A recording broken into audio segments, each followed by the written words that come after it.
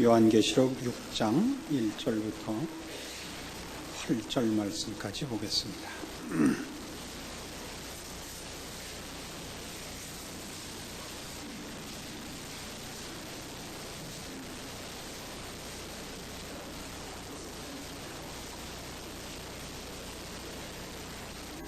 계시록 6장 1절입니다. 내가 봄에 어린 양이 7인 중에 하나를 떼시는 그때 내가 들으니 네 생물 중에 하나가 우레소리같이 말하되 오라 하기로 내가 이에 보니 흰 말이 있는데 그 탄 자가 활을 가졌고 면류관을 받고 나가서 이기고 또 이기려고 하더라.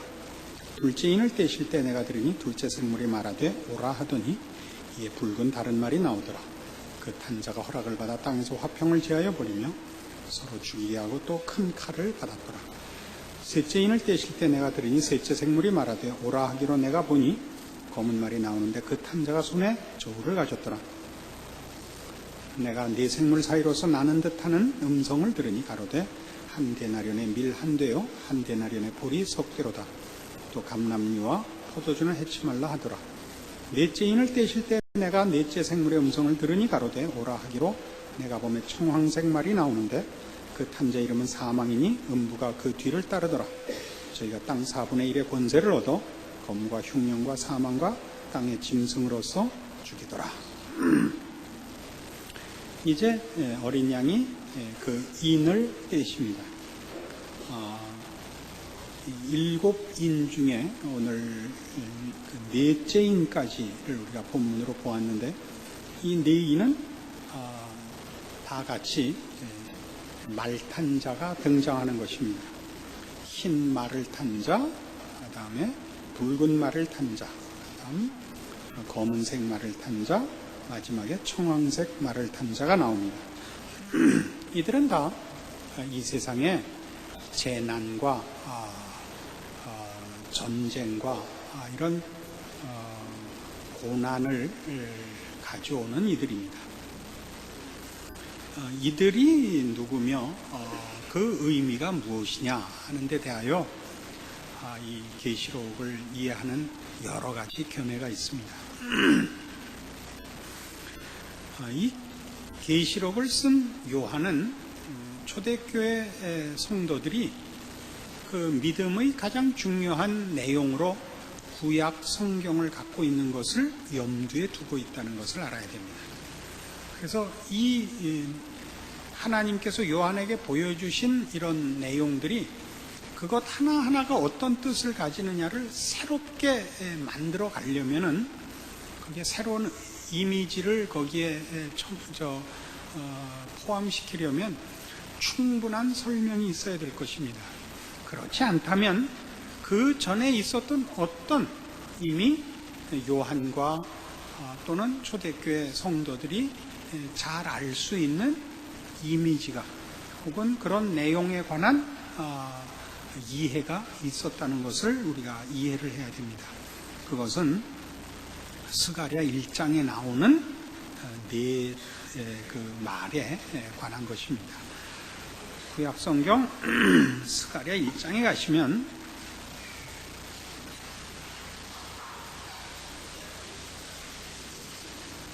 구약성경 1313페이지인가 합니다.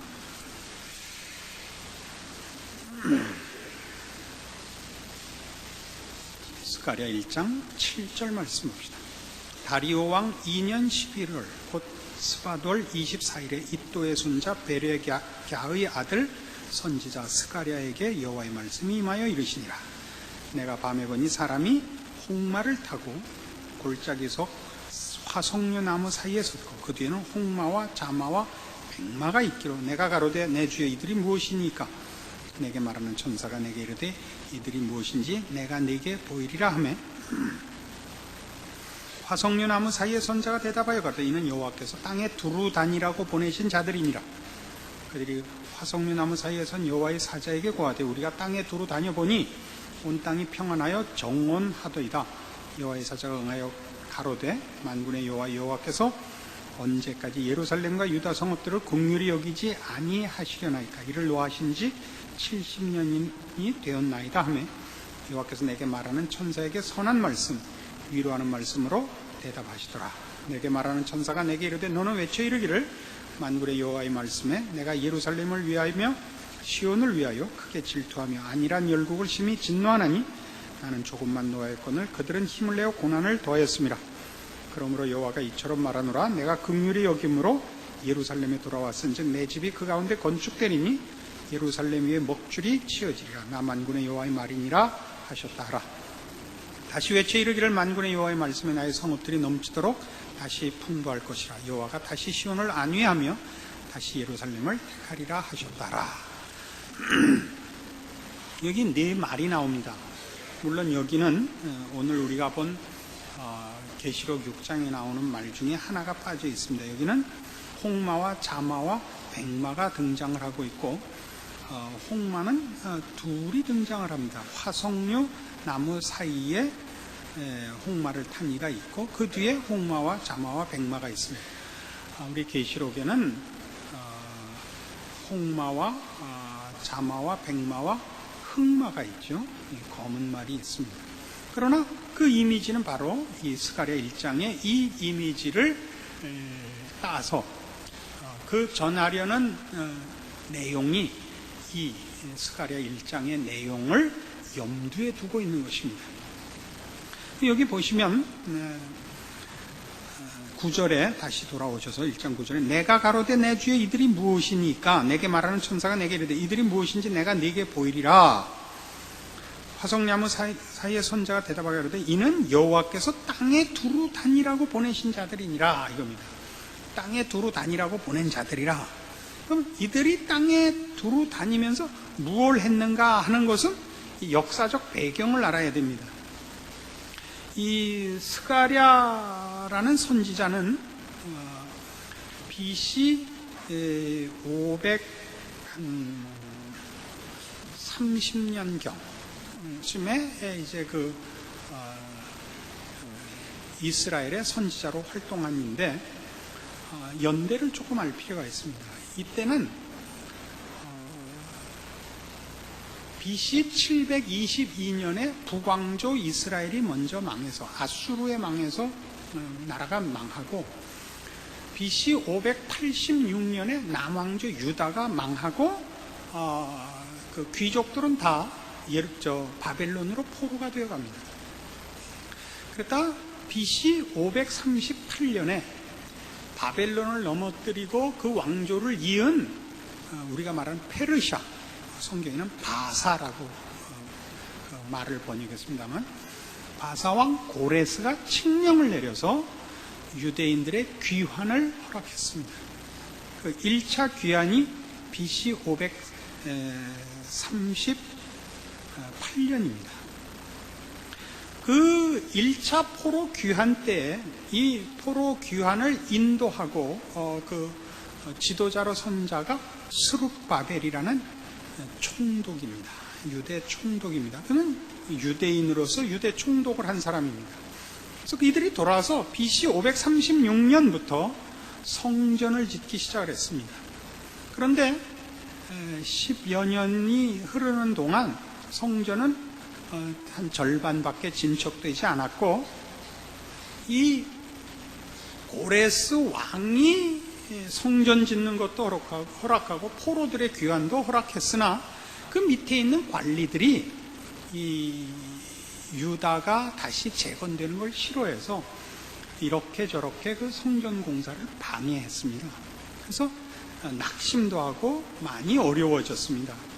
그때 이제 스가랴 선지자가 서서 하나님의 말씀을 저들에게 대언을 하고 그가 하나님께서 보여주신 환상들을 여기 기록하고 있습니다. 그것은 뭐냐 하면 성전을 빨리 건축하라는 것이고 성전을 빨리 건축해야 되는 이유는 성전 재건이 하나님 앞에 바쳐지는 어떤 신앙상의 열심으로서가 아니라 장차 완성될 하나님의 나라, 즉 메시아 왕국의 완성을 내다보는 그 소망과 약속의 상징으로서 성전 건축을 명하고 있다는 사실입니다.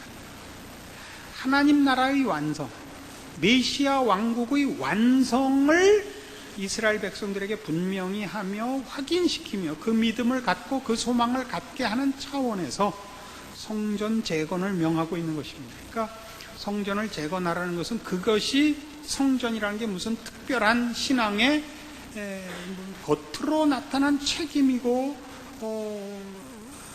그 형태가 아니라 내용에 있어서 그렇다 이겁니다. 그래서 이런 역사적 배경 속에서 지금 스가랴가 이 말탄 자들을 보는데, 그런 역사적 배경을 놓고 보면 이들이 누굽니까?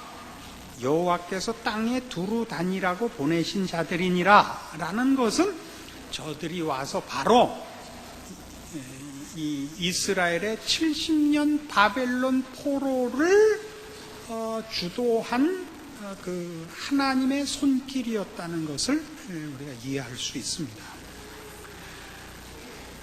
하나님께서 범죄한 이스라엘을 바벨론의 포로가 되게 하시는 바람에 일어난 정치적, 사회적 그 재난들을 상징하는 것이죠. 홍색은 우리 오늘 계시록에서 보면 붉은 말 이렇게 나오고 여기 이제 홍마로 되죠. 홍색은 전쟁과 피 흘림을 상징합니다. 흰색은 승리를 말하고, 자색은 전쟁 후의 혼란, 흑색은 재난과 슬픔 등을 상징하고 있습니다. 이것들은 다 어쨌든 다 재난들입니다. 전쟁은 이겨도 재난이고, 그렇죠? 그다음에 전쟁이 일어나면 뭐 여러 가지 병도 있고 뭐 그 어려움이 많죠.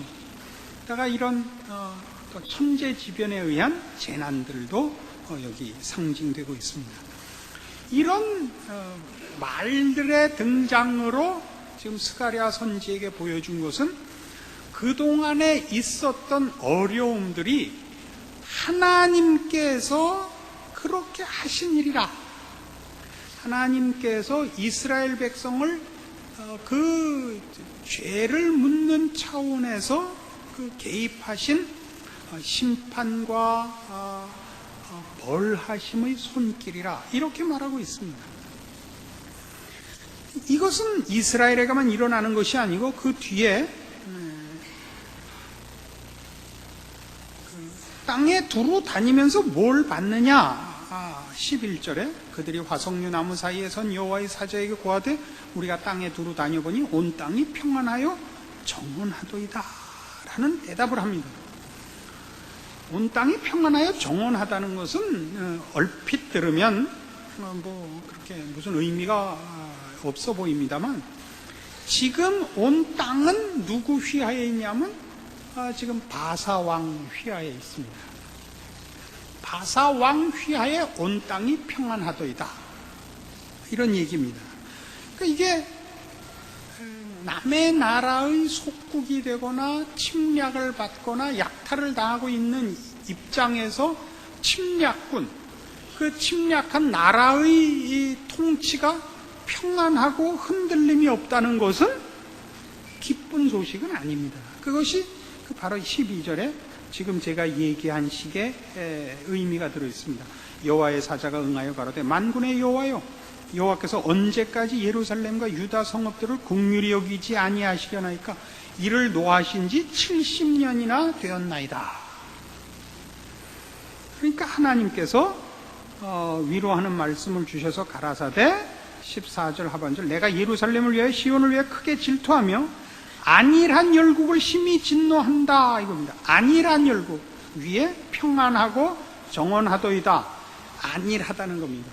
뭐 그 안일하다는 건 거만하다는 뜻입니다. 나는 조금만 노하였거늘 그들은 힘을 내어 고난을 더하였음이라. 그러므로 여호와가 이처럼 말하노라. 내가 긍휼히 여김으로 예루살렘에 돌아왔은즉 내 집이 그 가운데 건축될 것이라, 이겁니다. 예루살렘이 건축된다는 것은 약탈된 쪽에 하나님이 편을 든다는 것은 약탈한 쪽에는 심판이 될 것입니다. 그렇죠? 그러니까 이 땅에 두루 다니는 이 재난의 손길, 하나님께서 직접 재난을 일으키시지는 않습니다. 그러나 하여튼 재난을 일으키는 일을 하나님 앞에 허락은 받아야 됩니다. 왜 허락하셨냐? 유다 왕국의 범죄함을 인하여 하나님이 예루살렘에 진노하셨습니다. 그 노를 붓기 위하여 이들을 세웠죠. 그들은 하나님의 백성들에게만 노한 것이 아니라 이제 하나님의 백성을 친 하나님의 통치에 순복하지 않는 거만한 저 정복자들에게도 이제 하나님이 그 재난의 손길을 펴실 것입니다.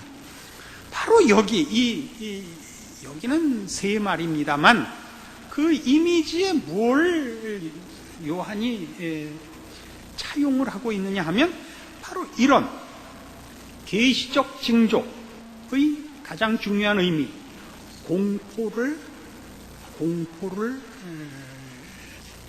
그려내고 있는 것입니다. 어떤 공포죠? 재난의 공포입니다. 우리가 종말에 관한 얘기를 할 때마다 너나 없이 기독교 신자들이 공포의 이미지를 갖고 있는 것은 그 성경이 종말의 의미를 재난으로 그리고 있기 때문입니다. 공포스럽습니다. 이들은 그런 공포를 불러내기에 족한 임무를 맡고 있는 자들입니다.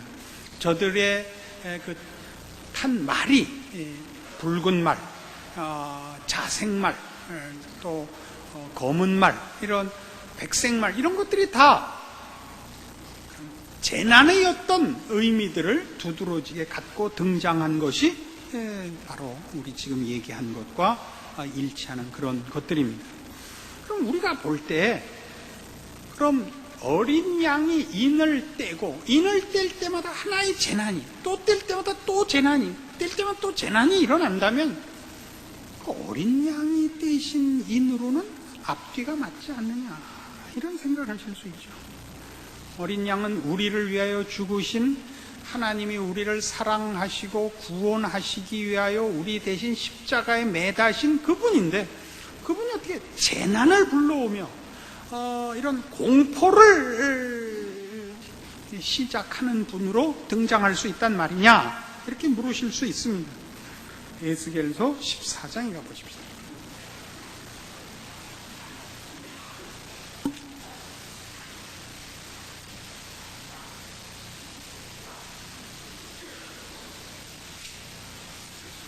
에스겔서 14장 12절 이하의 말씀을 봅시다.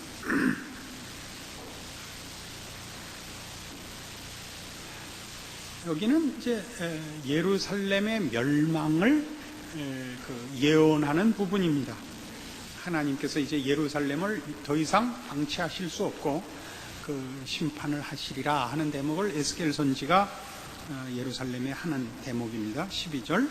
여호와의 말씀이 또 내게 임하여 가라사대 인자야 가령 어느 나라가 불법하여 내게 범죄함으로 내가 손을 그 위에 펴서 그 의뢰하는 양식을 끊어 기근을 내려서 사람과 짐승을 그 나라에서 끊는다 하자. 비록 노아, 다니엘, 욥 이 세 사람이 거기 있을지라도 그들은 자기의 의로 자기의 생명만 건지리라. 나 주 여호와의 말이니라. 가령 내가 사나운 짐승으로 그 땅에 통행하여 적막해 하며 황무케 하여 사람으로 그 짐승을 인하여 능히 통행하지 못하게 한다 하자. 비록 이 세 사람이 거기 있을지라도 나의 삶을 두고 맹세하노니 그들은 자녀도 건지지 못하고 자기만 건지겠고 그 땅은 황무하리라. 나 주 여호와의 말이니라.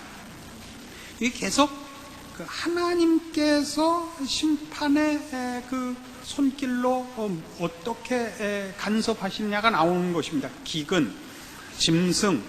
17절. 가령 내가 칼로 그 땅에 임하게 하고 명하기를 칼아 이 땅에 통행하라 하여 사람과 짐승을 거기서 끊는다 하자.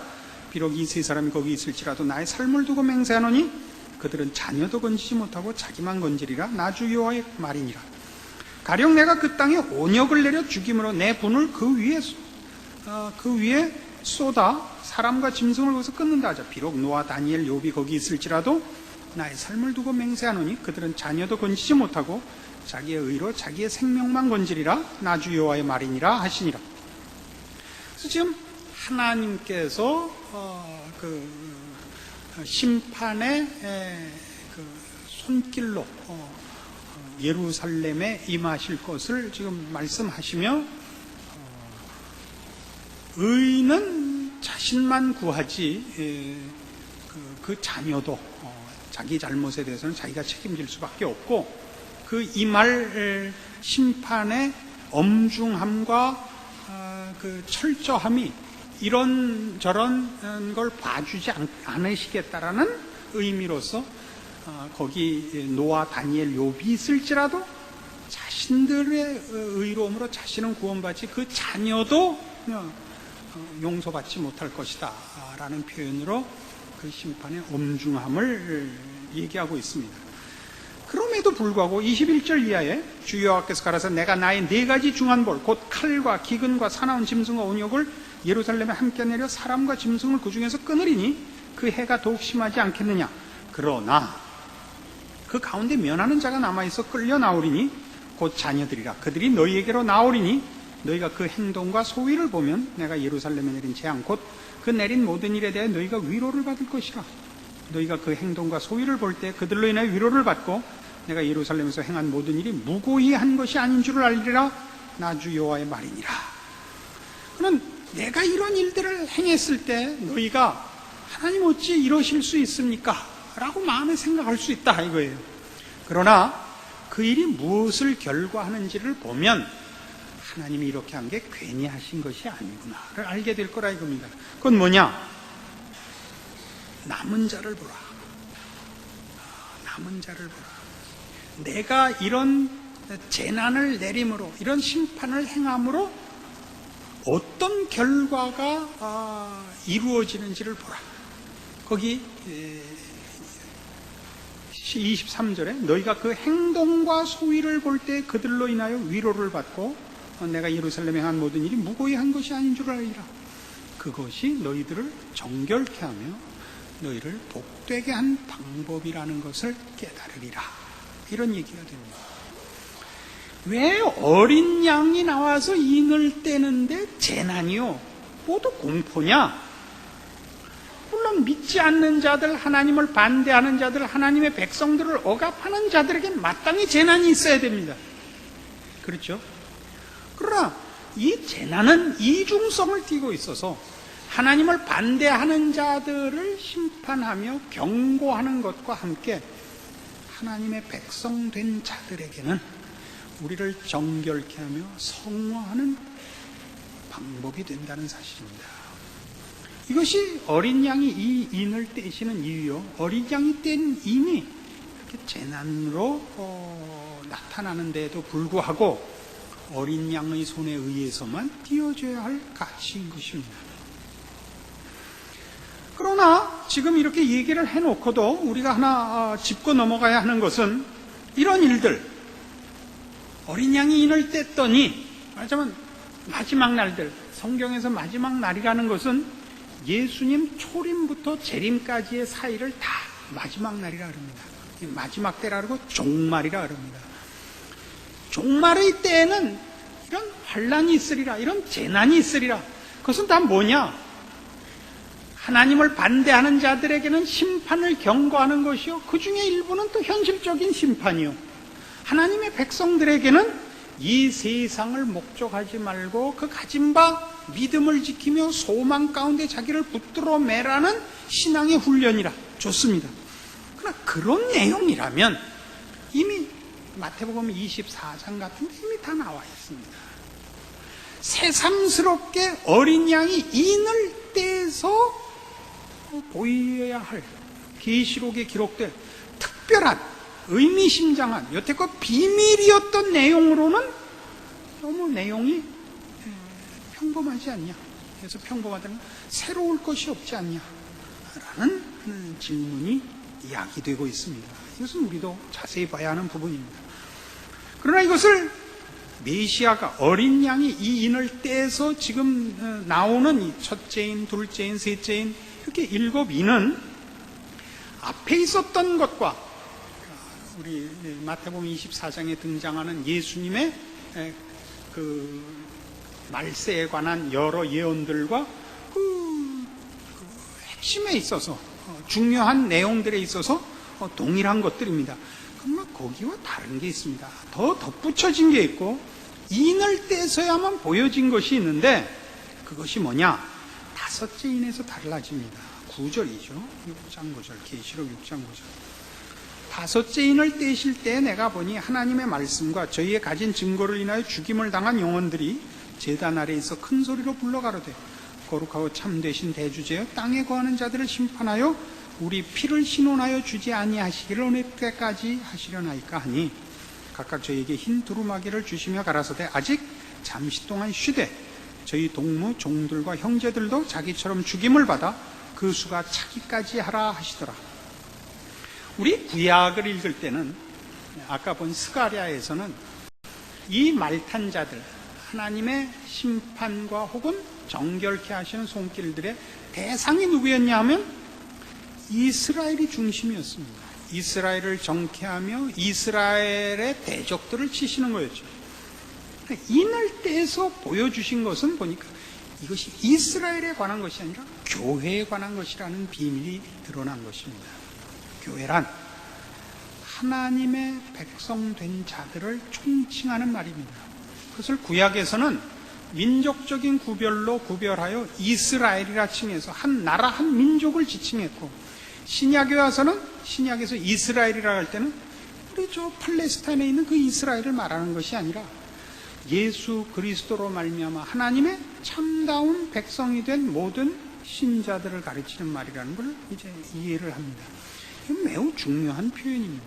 우리는 다 말하자면 이스라엘식으로 얘기를 하자면 우리는 다 이방인이고 우리의 신앙은 다 신약 성경에 기초하고 있고 출발 자체가 십자가니까 종말을 생각할 때 교회로 생각하는 것이 당연해 보이지만 사실은 우리가 가지고 있는 기독교 신앙의 그 정경은 구약과 신약으로 되어 있는 계시의 내용들입니다. 그 계시의 상당 부분이 이스라엘을 주요한 주인공으로 지칭하고 있고 삼고 있기 때문에 종말에 관하여 이스라엘과 교회와 전 인류가 어떻게 그 종말의 각본의 역할과 그 내용과 초점이 어떻게 전개되느냐 하는 것은 종말을 이해하는 데서 심각한 견해 차이를 보이고 있는 것입니다. 세대주의자들은 이 땅의 천년왕국이 지상 천년왕국이 일어난다고 믿고 그 지상 천년왕국은 국가적 민족적 이스라엘이라고 믿는 것입니다. 교회는 이 천년왕국이 일어나기 전에 휴거된다고 믿는 것입니다. 굉장히 큰 차이죠. 우리는 이스라엘과 타 민족 간의 차별이 없어졌다고 믿는 것입니다. 그러니까 교회가 이제 그 중요한 대상이요 초점이 되며 심판을 아까 스가랴에서 하나님의 심판이 이스라엘 자신을 정결케 하기 위해서든 이스라엘을 다시 구원하기 위하여 그 대적된 바벨론이나 페르시아에다 하는 것과 달리 지금 교회를 정결케 하며 교회의 대적들을 치는 것으로 나오죠. 그렇죠? 우리 모두가 그 주인공이며 가장 중요한 종말의 모든 각본에 있어서의 우리의 지위입니다. 이것이 우리가 놓쳐서는 안 되는 여기 예수님께서 직접 인을 떼어 보여주신 종말을 보는 시각에서의 중요한 우리의 지위라 말입니다. 그리고 이런 차원에서 하나 더 짚고 넘어가야 하는 것은 여기 등장하는 내용들이 아까 스가랴에서 본 바와 같이 예수님의 초림과 재림 사이를 점하고 있는 시간, 즉 종말의 시간에 일어나는 모든 하나님의 간섭들, 불신자들을 향한 경고 혹은 심판, 또 신자들을 향한 격려 또는 경고 또는 실제적인 정결케 하시는 은혜, 손길 이런 것들로 이해돼야 되는 것 같이 이걸 문자적으로 흰 말이 뭐고 붉은 말이 뭐고 이렇게 따지거나 그 순서에 어떤 중요한 뭐가 각본이 있는가라고 따지는 것은 이 환상에 있어서 중요한 그 의도가 아닙니다. 일곱 인, 일곱 나팔, 일곱 대접은 다 그렇게 나타난 순서가 꼭 종말의 시대적 시간 내 연결을 의미한다고는 우리 보수 진영의 성경학자들은 생각지 않습니다. 언젠가 말씀드린 것 같이 이 계시록의 이 환상들은 다 그때 그렇게 얘기했죠. 개괄적 표현이라 그랬죠. 개괄적 표현이란 건 앞에서 한 얘기를 뒤에서 다시 합니다. 또 다시 합니다. 같은 내용을 반복하는데 그 내용들이 점점 상세해져 가는 것이지, 앞에 한 내용과 뒤에 한 내용이 앞에 거는 앞에 일어날 얘기고 뒤에는 그 뒤를 이어나는 이런 연대기적 예언이나 순서를 얘기하는 것이 아닙니다. 그런 것은 대표적으로 바로가 꾼 꿈과 같은 것입니다. 바로가 그 7년 흉년과 7년 풍년의 꿈을 꾸죠. 처음에 그는 7 이삭이 풍성한 이삭이 말른 이삭으로 대치되는 꿈을 꿉니다. 그리고 다시 꿈을 꾸죠. 7 살찐 소가 말른 7 소에게 먹히는 꿈을 꿉니다. 그건 둘은 같은 겁니다. 이삭으로 표현된 것과 나중에 소로 표현된 것은 그 의미가 조금 더 분명해지고 있는 그런 내용의 그 이해의 발전은 있어도 내용 자체의 발전이 있는 것은 아닙니다. 이해하시겠습니까? 그래서 이 계시록에 기록된 내용들을 지금 우리가 누가 나타나면 이제 몇 분 남았구나, 몇 초 남았구나 라는 식으로 보라고 준 계시들이 아니고, 예수님이 언제 오실지는 하늘에 계신 우리 하나님 아버지 외에는 모른다고 성자 하나님도 양보하신 부분이라니까요. 그것이 목적이 아니라 이 기간을 사는 우리 모두들, 예수 그리스도로 말미암아 신자 됐고 예수 그리스도의 다시 오심으로 완성될 모든 신자가 겪는 신앙의 현실, 그 시간, 그 기회를 어떻게 살아야 할 것인가, 그리고 우리가 무엇을 각오해야 하는가를 깨우치며 설명하며 우리의 가진 바를 분명히 하게 하여 우리의 믿음을 굳게 하는데 그 목적을 가지고 있다 하는 것 이상을 넘어가지 않도록 조심하셔야겠습니다. 이렇게 중요한 얘기를 할 때는 아무런 감동이 없고, 그 희한무쌍한 성경에 안 나오는 얘기를 할 때는 눈이 반짝반짝하고 이런 모습입니다. 원래 번쩍거리는 것은 다 가짜입니다. 기도하십시다. 하나님 아버지 은혜를 감사합니다. 하나님께서 그리스도 예수 안에서 우리를 하나님의 자녀 삼으심으로 우리에게 더 이상 아끼시거나 남겨두신 것이 없습니다. 우리 안에 모든 것을 약속하셨고 이미 그리스도 예수 안에서 이루어 주신 것을 우리가 말씀을 통하여 확인하고 믿습니다. 이제 일어날 일은 그 과정이 고난과 환난과 어려움으로 혹 이어진다 할지라도 모두 다 하나님께서 그 자녀들을 위하여 준비하신 길인 것을 믿습니다. 다시 주를 배우는 날, 하나님 앞에 서는 날, 우리가 참으로 영광되고 거룩하고 흠없이 설 것을 믿사오며, 그렇게 되기 위하여 우리가 잠시 사는 이 말세의 이 짧은 우리의 인생 현실에서 말씀으로 승리할 것과 그리스도를 의지하여 충성할 것을 주 안에 다짐합니다. 우리의 믿는 바 내용과 약속된 소망들을 분명하게 붙잡고 세상 풍조에 지지 말며 그 유혹에 빠지지 말며 승리하는 승리와 자랑과 성숙이 있게 도와주시옵소서. 예수님 이름으로 기도합니다. 아멘.